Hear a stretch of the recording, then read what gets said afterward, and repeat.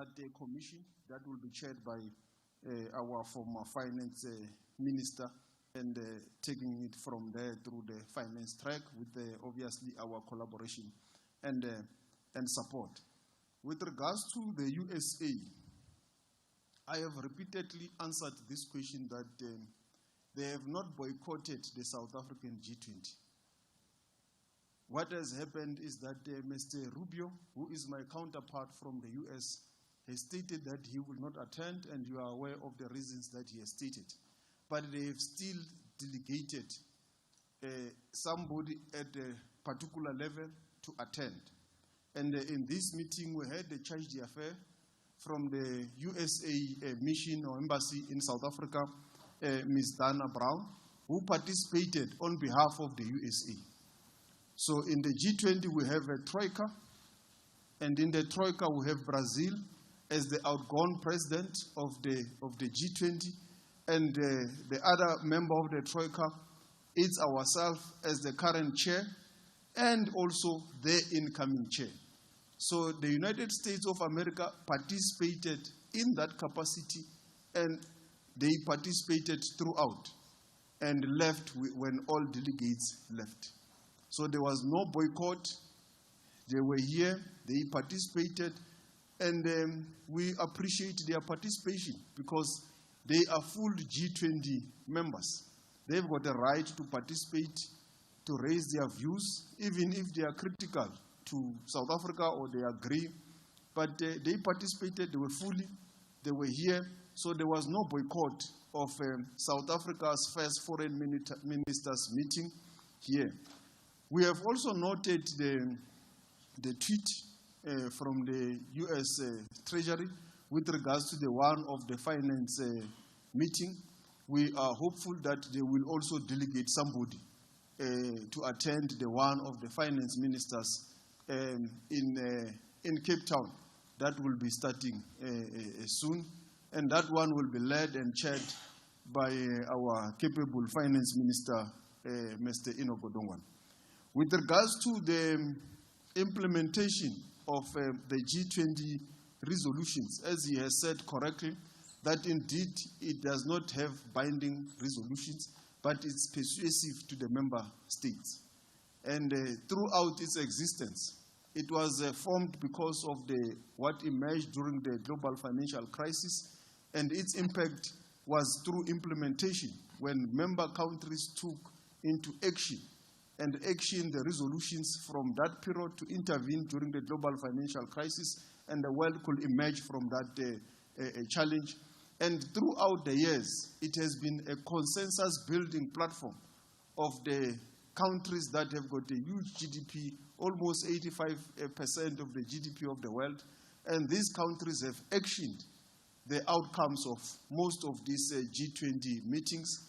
And our G20 review at 20 will also show the progress that has been made by the G20, the impact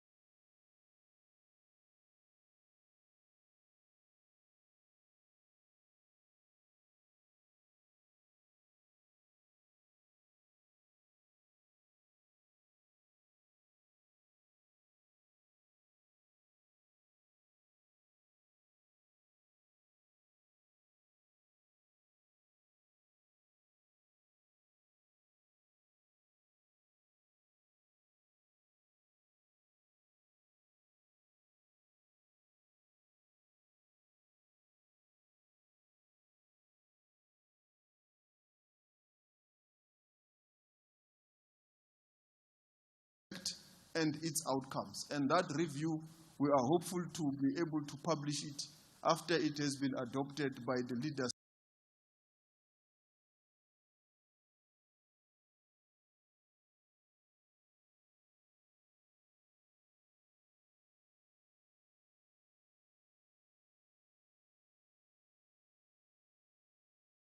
summit in November, which will give a clear outcomes in terms of what has been the impact of the G20 in the past 20 years. But there has been implementation. Even ourselves, we do have a number of internal legislation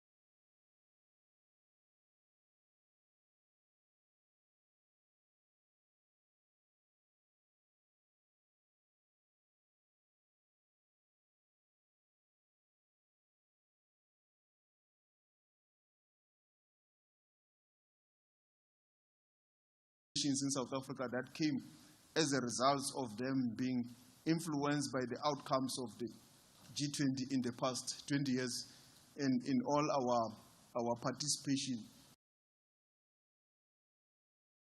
in this forum. I think those are the two that were not yet.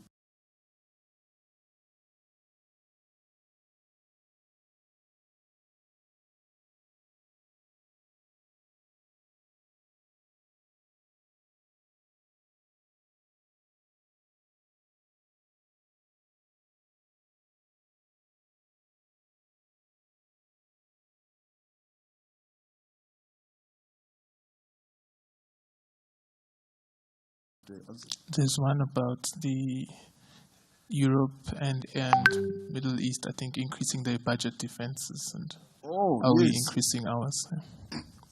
As any nation, the mandate of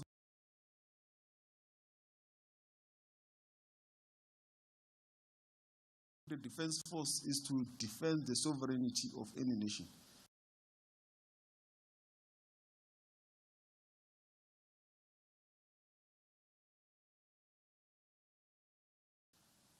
It has to have a budget that enables it to perform its mandate. And as you are aware,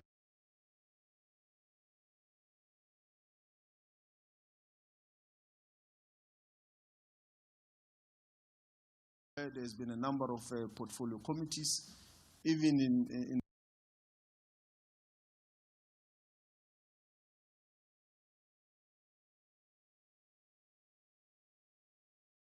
the budget process to help alleviate the challenges of our own defense force to be able to carry its mandate.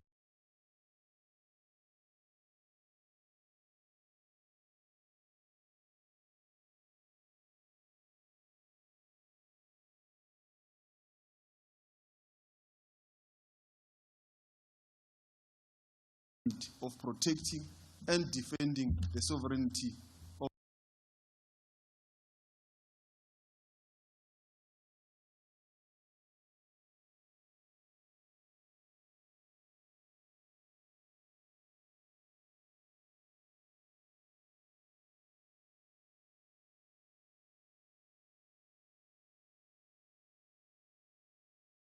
of the Republic of South Africa. Thank you. Thank you, Minister. Follow-up questions, and then this is the last round, colleagues. Al Jazeera 1, Eyewitness News 2, Jacaranda 3, Reuters 4, Clayson, joking, Network 24 5. Sorry, I don't know your channel. We'll make you number 6 in that order. Al Jazeera. The South African president. Sorry, thank you. President Ramaphosa apparently spoke to Vladimir Zelensky this morning, had a phone conversation with him, has invited him. It's been confirmed for an official state visit to South Africa.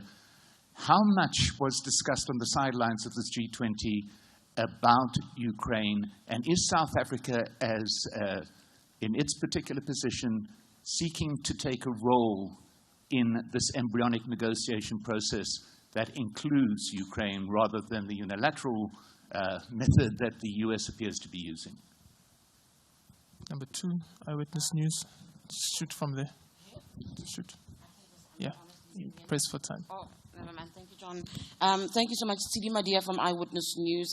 It is a Russia-Ukraine question. You've kind of been enthusiastic about how great the conversations were. I want to get your sense of where they disagreed.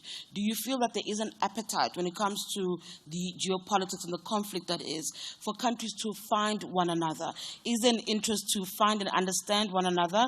And whether or not your vision of just peace feels like it will be a more difficult course to travel based on the arguments that emerged.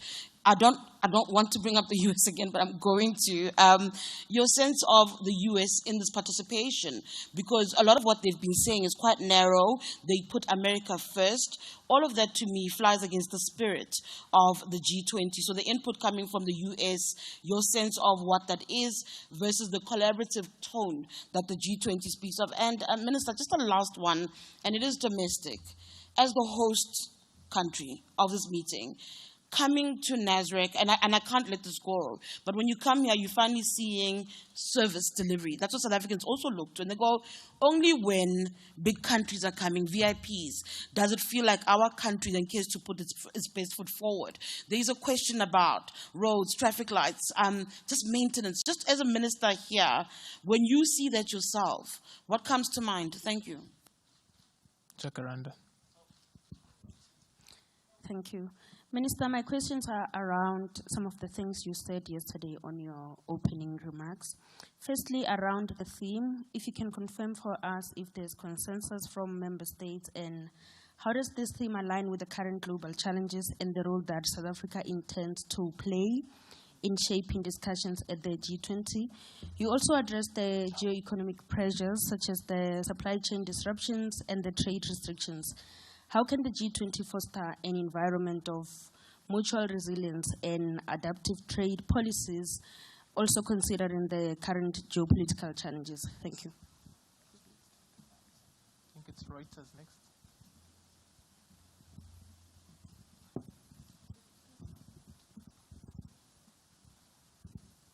Thanks. Just wanted to hone in on the detail about the Ukraine discussion. Apart from the conclusion that everyone agrees on that there needs to be a negotiated peace and that peace needs to be just and that Ukraine needs to be involved in the talks that establishes it, was anything else agreed about the Ukraine crisis, and what? Could you give us the details of what specifics there was any agreement on between all 20 members? Or if you disagreed, what were the points of disagreement? Thanks. And the last one, I think, oh yeah, Netwerk 24, yeah. Yeah, Netwerk 24 first, and then we end there, yeah. Raymond from Netwerk 24. I just want to know, the ICC arrest warrant on Vladimir Putin, will he attend the G20 leaders in November? Because I remember there was some issues when South Africa hosted the BRICS in 2023. Thank you.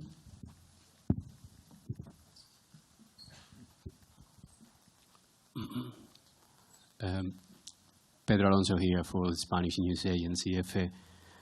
Mr. Lamola, is it true that the traditional family photo wasn't taken yesterday because some minister didn't want to appear next to the Russian minister? Thank you. All right, thank you very much. Let's start there, DG. I think that's a logistical issue that the Sherpas would know, and then we can take the rest, Ambassador. Yeah, so you'll take that one and a couple more others.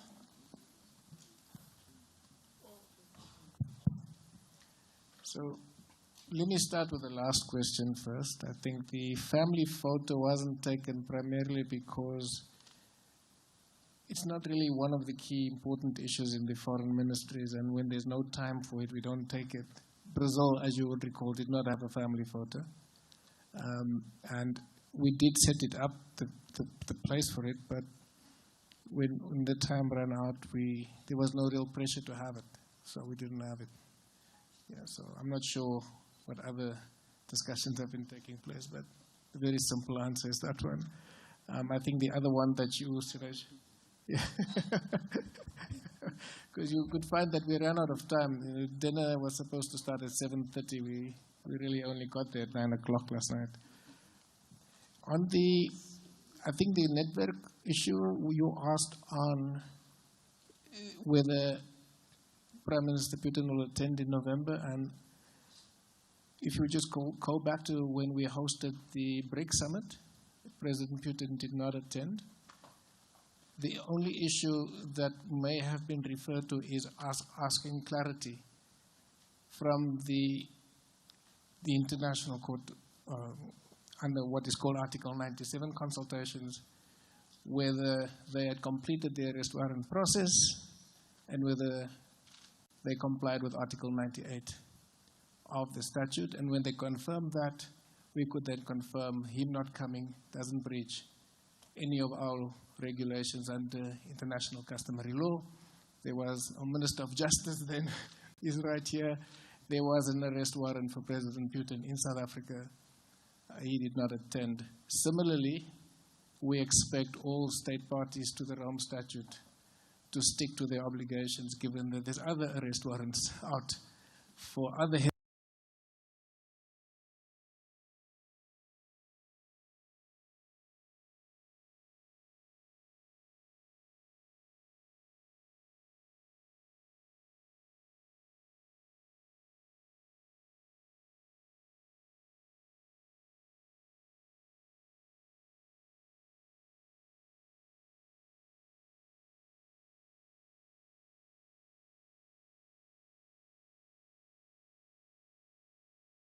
of states. And suddenly they want to invoke Article 98, which they then disagreed with. So luckily our consultations has essentially settled that Article 98 no longer applies in the way that people interpreted it before. All state parties have an obligation to act when an arrest warrant is out and they are requested to act. So I hope that clarifies your question. Thank you. I'll be very brief on the question on trade.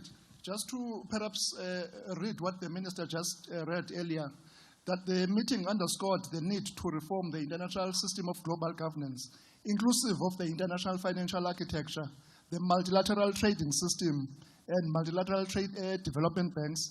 So within the G20, there is a very good appreciation that the current regime of international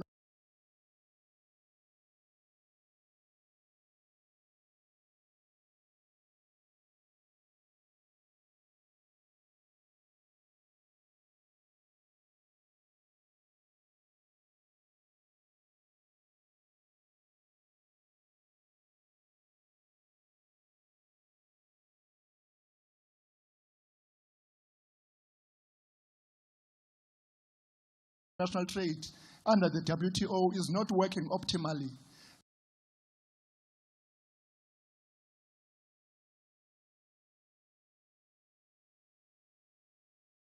Therefore, there is a need. So there is a generally consensus amongst G20 members on the need to reform the WTO and improve the trade system.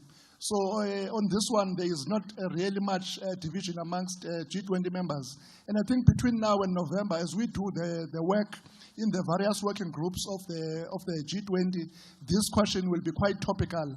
And we hope that at the end, when we go to the summit in November, there will be some concrete and workable and implementable policy proposals in this area. Thank you. Yeah, no, thank you very much. With regards to the discussion of President Ramaphosa and President Zelensky, if you look into all the multilateral forums that the President has attended in the last year, you will realize that he had engagement with President Zelensky. He had this discussion at the World Economic Forum. He also had the same discussion with President Zelensky at the margins of the UN General Assembly, and that is out in the public. And their discussion with regards to his visit to our country was confirmed in all these engagements. And we look forward to host the discussion, which will obviously deal with a number of issues, geopolitical issues, the Russia-Ukraine conflict, and all issues that are relevant, including bilateral issues. The DG has already answered the aspect in relation to the Ukraine peace formula that he has been attending, that our position has been very clear from the onset with that peace formula, that it must be inclusive. We continue to believe that any resolution to any conflict must be inclusive. With regards to this issue also, we also want to remind the media, in case you have forgotten, that this meeting also dealt with the conflicts in Sudan, conflicts in the DRC, and conflicts in most parts of the African continent. So this meeting also spoke, as you will have heard from my reading, that to elevate the challenges that the African continent is facing and attend to those challenges, including challenges on climate change, interventions on financing for development, including in the African continent, financing for climate change and climate resilience. And with regards to all this conflict, the underpinning factor has been the UN Charter, the respect for territorial integrity, the rights of self-determination, and so forth, which has guided all the engagements and the discussions. And with regards to the participation of the US, in terms of whether it was narrow in their views and so forth, the meeting is robust. I will not single out any country, but the character and the nature of the meeting, it's a very robust engagement. Extremely robust, and that is what was happening. Countries were making their inputs, and we consolidated into what is the chairman's summary. And the chairman's summary is what I read here, which is now the emerging consensus, which we are going to build on towards the Leaders' Summit in November 2025. So the G20 work by some form of consensus.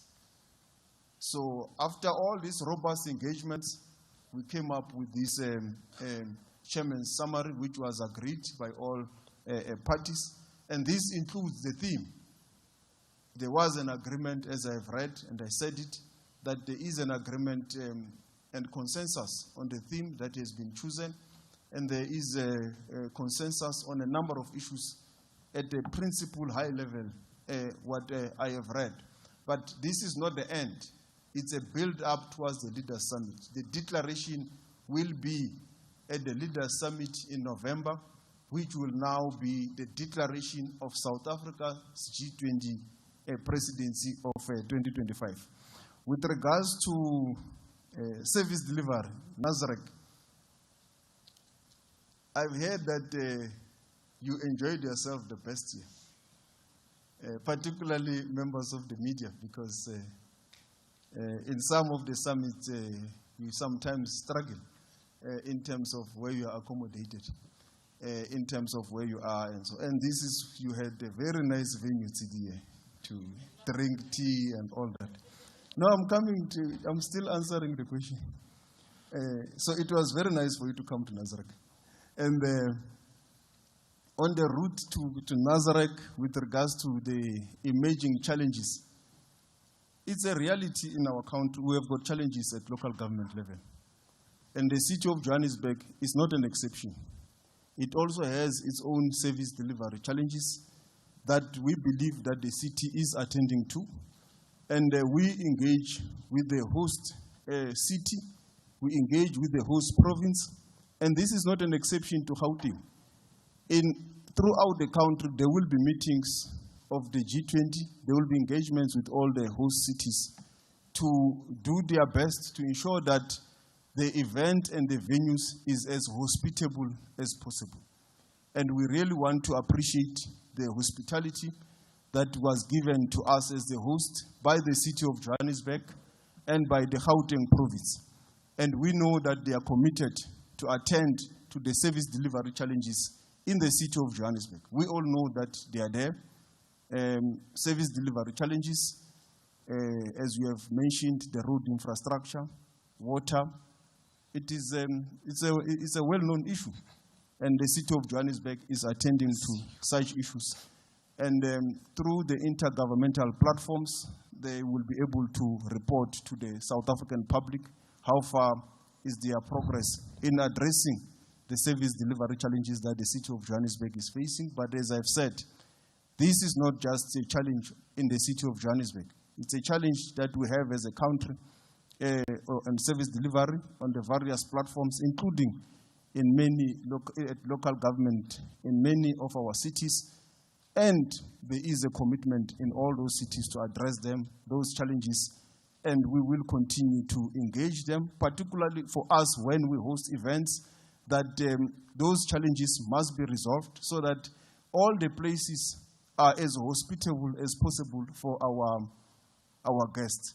And I can share it with you that all our guests were very happy. They thanked us for our hospitality. They thanked us for the manner in which we have accommodated them. They also thanked us for everything here in South Africa, in Johannesburg, and in Nazareth in particular.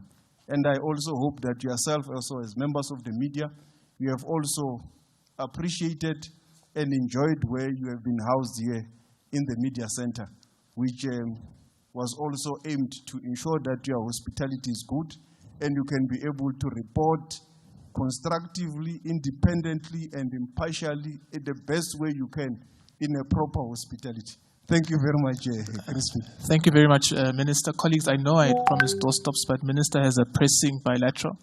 So may we schedule those other maybe pending medias with Nelson, my colleague. He'll just raise his hand now. And he'll also be issuing our statement that the Minister read out. Thank you.